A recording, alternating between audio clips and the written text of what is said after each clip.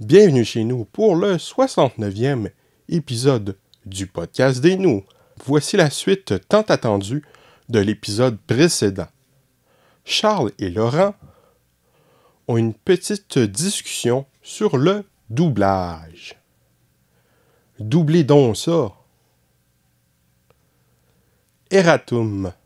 Laurent mentionne le film Hudson Proxy, sans doute un lapsus inspiré par The Hudsucker Proxy, un excellent film, mais il voulait parler du film Hudson Hawk, le fameux film avec Bruce Willis.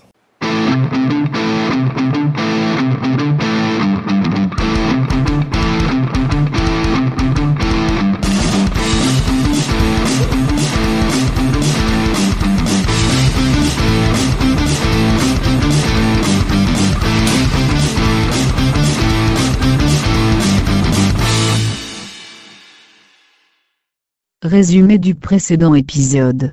On a un invité. Bonjour, mon nom est Charles et je ne suis pas un robot.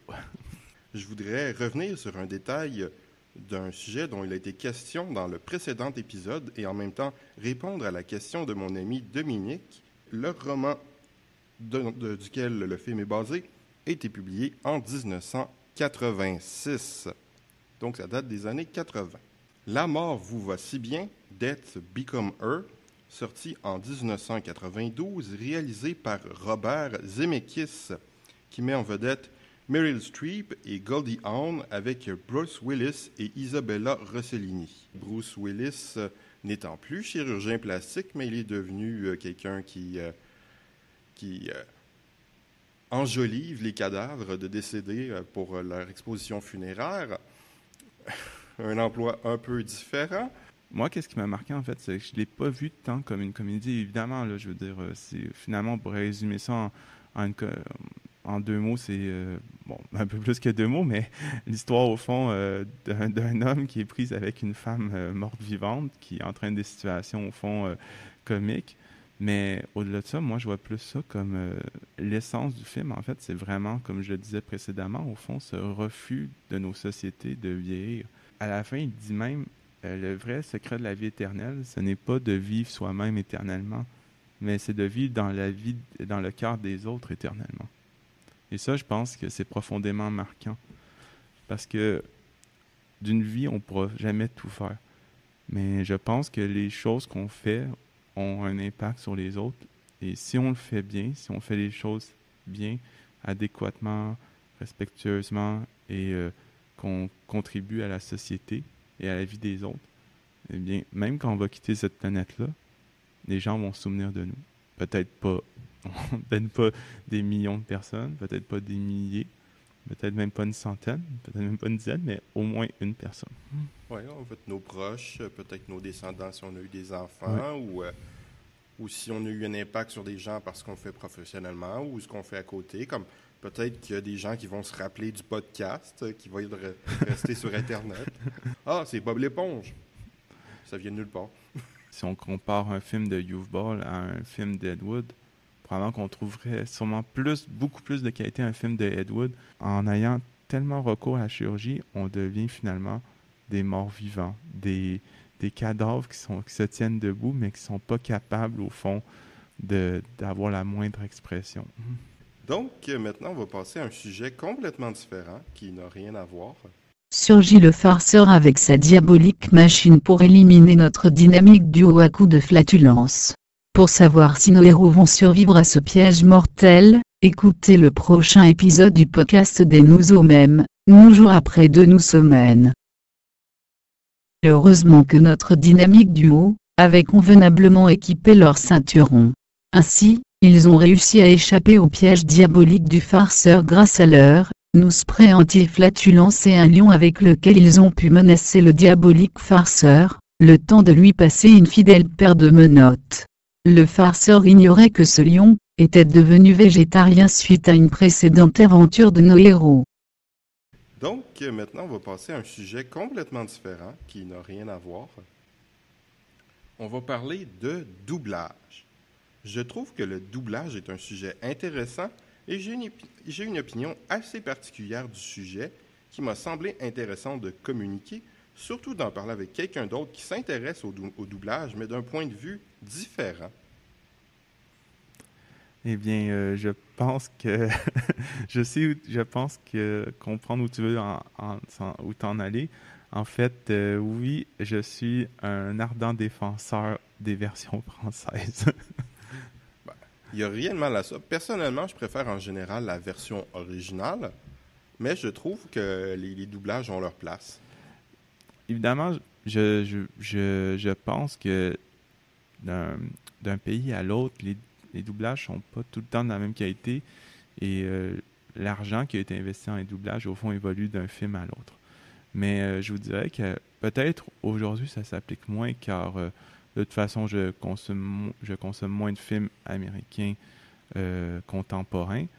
Mais je dirais qu'à l'époque où les cinémas, au fond, occupaient une place prépondérante dans le cinéma, au Québec, l'argent qui était accordé au doublage euh, par, au fond, les, euh, les maisons de production de cinéma était très, très conséquente. Quand un film était déployé ici, je me souviens que c'était des acteurs professionnels qui étaient engagés pour donner des voix internationales finalement aux personnages. Et le film La mort vous va si bien est un témoignage.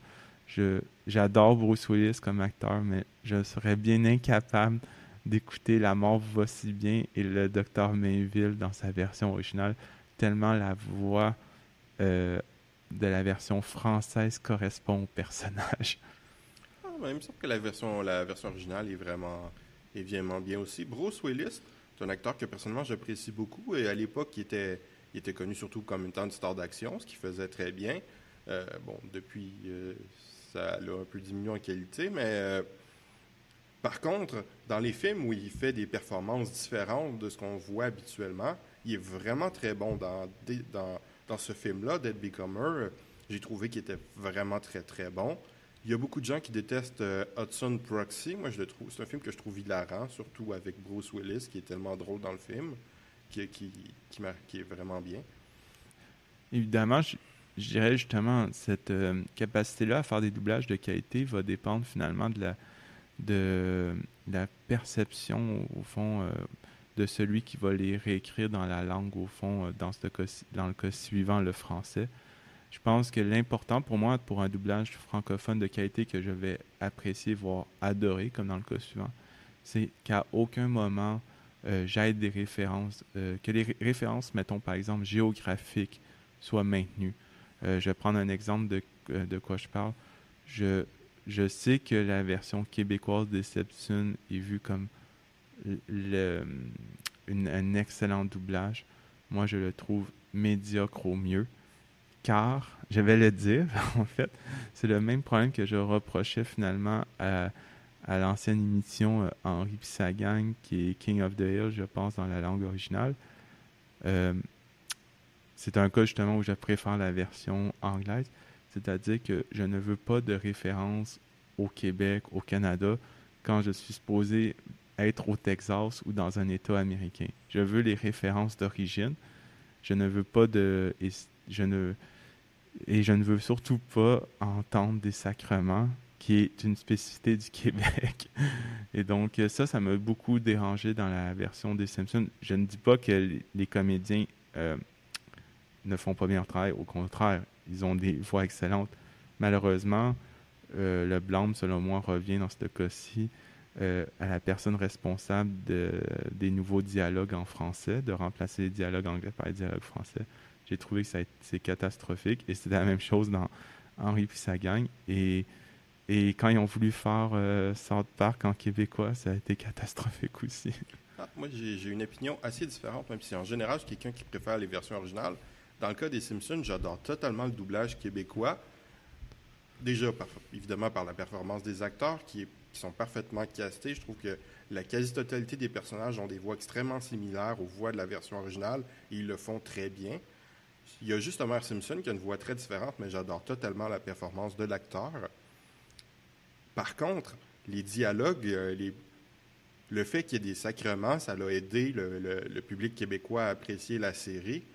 Et les références, ça alterne un peu d'un épisode à l'autre. Il y a certains épisodes où les références américaines sont gardées, d'autres où on a décidé de faire de faire référence au Québec. Je trouve que souvent, ça marche assez bien. Je trouve que c'était généralement assez réussi.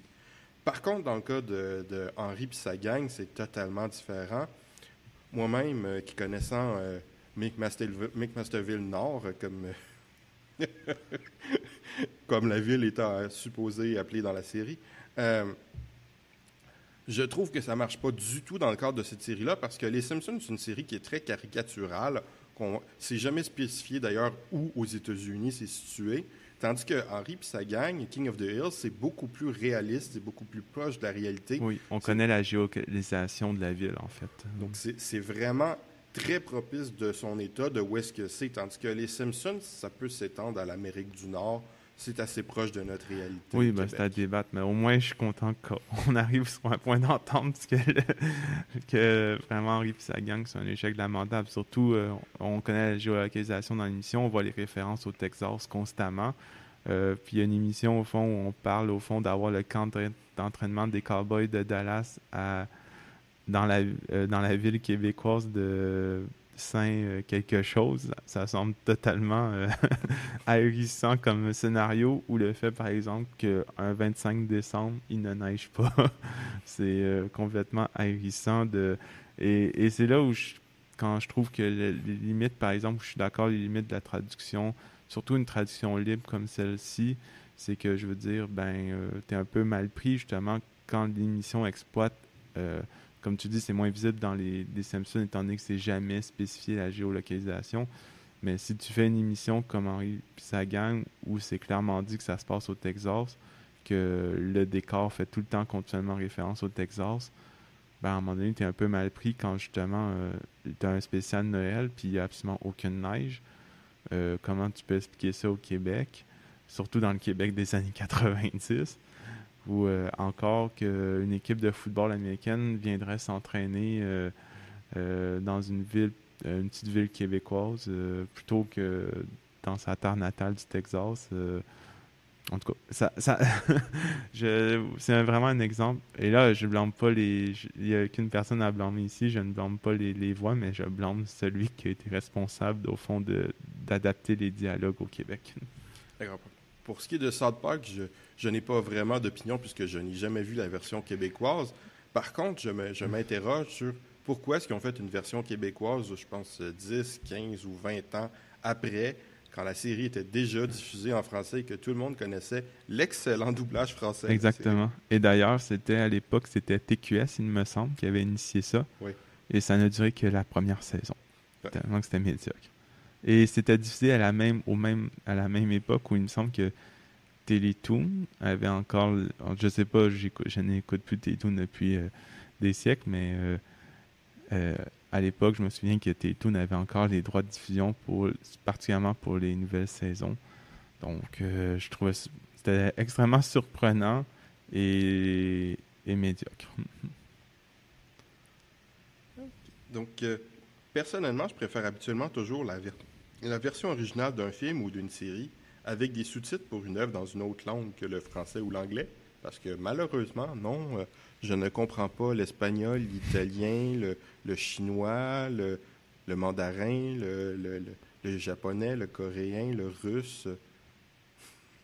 Il faut dire aussi que je vous dirais que le code du doublage, au fond, est souvent limité finalement aux films américains. Les films étrangers qui sont extérieurs au fond du monde anglo-saxon et qui ne sont pas du monde francophone dans notre cas, au fond, la plupart du temps, au fond, il faut les écouter avec sous-titres ou avec doublage en anglais. Donc, je te comprends là-dessus, je suis entièrement d'accord. Assez souvent, il y a des doublages, peut-être qui ne sortent pas nécessairement au Québec. Là. C'est plus en Europe, peut-être, mais il y en a. Parce que j'ai vu beaucoup de séries allemandes où qui étaient... il fallait écouter avec sous-titres. OK. Donc, la version originale, c'est la version qui est voulue par ses créateurs avec la performance originale des acteurs.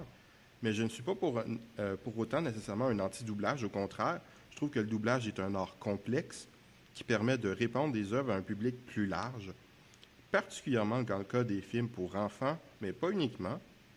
Les acteurs qui font les voix doublées offrent eux aussi une performance qui peut être très bonne et même parfois être meilleure que la performance originale, du moins pour le public visé. Je pense notamment à certaines performances qui ne sont pas toujours compréhensibles en version originale de par l'accent voulu ou non, ou parfois de par la voix de l'acteur, comme par exemple Sylvester Stallone. J'ai beaucoup de la difficulté à comprendre ses dialogues en anglais. Il ne faut pas oublier non plus que le doublage a aussi ses scénaristes et réalisateurs qui peuvent adapter l'œuvre pour la rendre plus compréhensible pour le public. Quoique l'inverse peut se produire aussi, comme avec le doublage anglais pour le marché américain du film anglophone australien Mad Max, que j'avais trouvé très difficile à en comprendre sur VHS dans le temps. Heureusement, les versions DVD et Blu-ray incluent la piste originale australienne, qui est très nettement plus compréhensible que le doublage américain. Il peut arriver que ce travail de doublage trahit le sens de l'œuvre originale, mais ce n'est pas toujours le cas. En humour, une blague du doublage peut remplacer le gag original qui est incompréhensible pour un public différent, comme par exemple, je ne comprendrai pas un jeu de mots japonais, même s'ils traduisent mot pour mot. Tant que ça ne trahit pas, tant que cette blague différente ne trahit pas le sens de l'œuvre originale, ce n'est pas un problème pour moi. Il arrive même rarement que trahir une œuvre lui rend service. J'aurais beaucoup de difficultés à regarder Ken le survivant, Hokuto no Ken, Feast of the North Star, sans le doublage français qui ajoute une couche de débilité profonde à une série qui, selon moi, est avant tout un prétexte stupide à de la violence. On ne devrait pas laisser aux petits-enfants une série ultra-violente d'arts martiaux extrêmes dans un futur à la Mad Max, pouvant être amusant pour un public plus âgé. Mais on peut facilement laisser le public regarder un truc délirant avec les fameux Hokuto à pain et Nanto de Vison, les méchants qui ne savent pas compter, et les jeux des doubleurs qui essaient de placer dans des dialogues des mots qui n'ont rien à voir avec le sujet de la discussion. Et puis, sans les mauvais doublages détruisant les films, il n'y aurait jamais eu quelque chose comme le très, très, très drôle Kung Pao Hunter the Fist. Est-ce que tu connais Kung Pao? Non, absolument pas, mais... C'est un Américain, Steve Oderick, qui, je pense que c'est le réalisateur de S. Ventura 2, qui a pris un film de Hong Kong, un film de kung-fu des années 70, qui a complètement changé le dialogue, qui s'est incrusté dans le film comme personnage. C'est devenu une parodie, c'est hilarant. Ah, un détournement, au fond. Oui. Il me semble que les Français en faisaient beaucoup des détournements à une époque. Oui, mais ça, c'est pas juste un petit détournement pour un sketch, c'est un film complet. Okay. Si on aime l'humour pas intelligent, c'est très drôle. Oh, ça pourrait me correspondre. Pour moi, les doublages devraient toujours être inclus sur les DVD et les Blu-ray. Il n'y a pas de raison de priver les disques de cette possibilité. Mais il faut faire aussi attention à la distribution géographique. Il est hélas trop fréquent que les DVD incluent le mauvais doublage. On est au Québec ici, donc le DVD devrait inclure le doublage québécois s'il y en a un.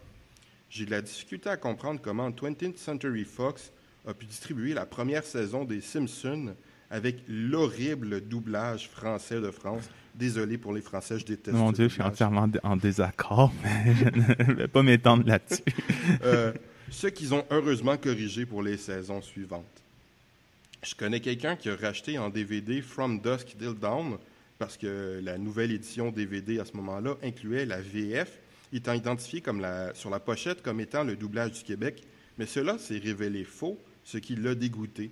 Le doublage québécois de ce film étant culte pour lui. Si nous écoutons un autre fan de... Si tu m'écoutes en ce moment, ou un autre fan du doublage du film From Dusk Till Dawn, La nuit la plus longue, le Blu-ray canadien édité par Alliance inclut le doublage québécois. Il m'arrive moi-même d'écouter la version française, parfois par nostalgie pour le doublage d'un film qui a bercé ma jeunesse, comme la trilogie Retour vers le futur.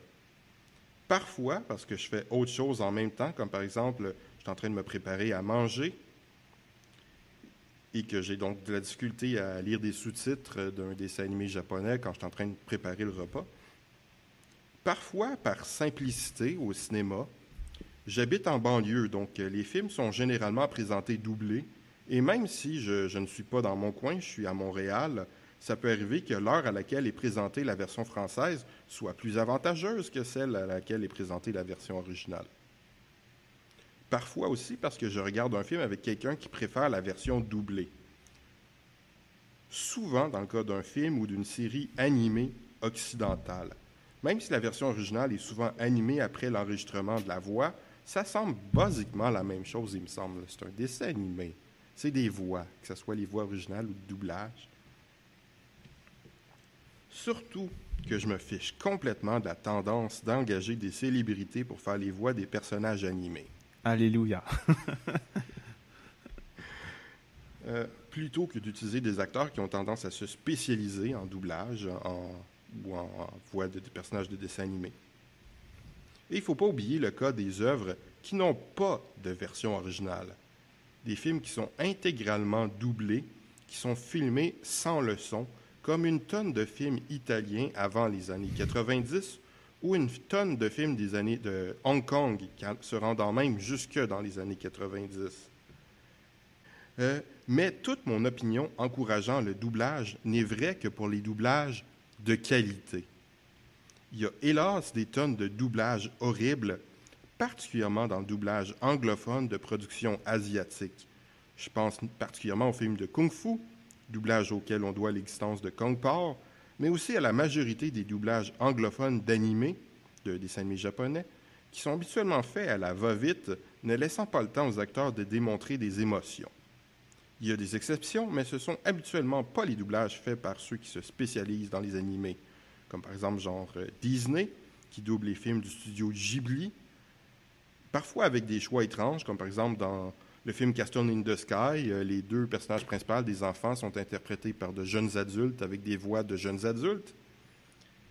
Mais au moins, on a une performance par des acteurs qui donnent des émotions. Ou bien le massacre de la série Macross, transformé en première partie de Robotech, qui détruit complètement la série, mais au moins laisse des acteurs nous offrir une performance avec des émotions. En fait, Laurent, je suis entièrement d'accord avec tout ce que tu as dit. En fait, je pense que tu résumes parfaitement bien notre conversation. Et en fait, je pense que le compromis que tu offres est probablement le meilleur. C'est-à-dire laisser aux gens le droit d'apprécier la version de leur choix. Oui. Et je dirais la seule chose, ça sera pour un débat pour une future émission. Je ne suis pas d'accord que la version française de France des Simpsons est médiocre. OK. Personnellement, les voix me font juste me tomber sur les nerfs. Dès que j'ai entendu la voix de Homer Simpson, oh mon Dieu, c'était pas la voix de quel personnage déjà? Je me tannerai jamais de « Oh punaise ».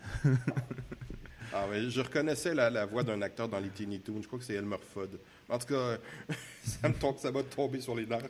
Oh mon Dieu. Mais... Et la voix de Marge, quand j'entends en français, ça me donne envie de m'arracher les cheveux. Ou la voix de Bart. Oh mon Dieu, la voix de Bart. Ah. Tout ça pourrait être à débat à une future émission. Mais c'est totalement une question d'opinion. Il y a beaucoup de Français qui adorent la version française. Il y a beaucoup de Québécois qui détestent profondément la version française de France. Je ne suis pas le seul. Je suis probablement le seul à adorer la version de France. Par contre, dans le cas de South Park, la version française de France est exceptionnelle. Bon, au moins là-dessus, on est d'accord. Bon, ça serait merveilleux si on se revoyait une prochaine fois pour faire un autre épisode sur un autre sujet. Oui, absolument, Laurent. Si tu me réinvites, je vais répondre présent. Merveilleux. Donc, on se revoit prochainement. Au revoir et à bientôt.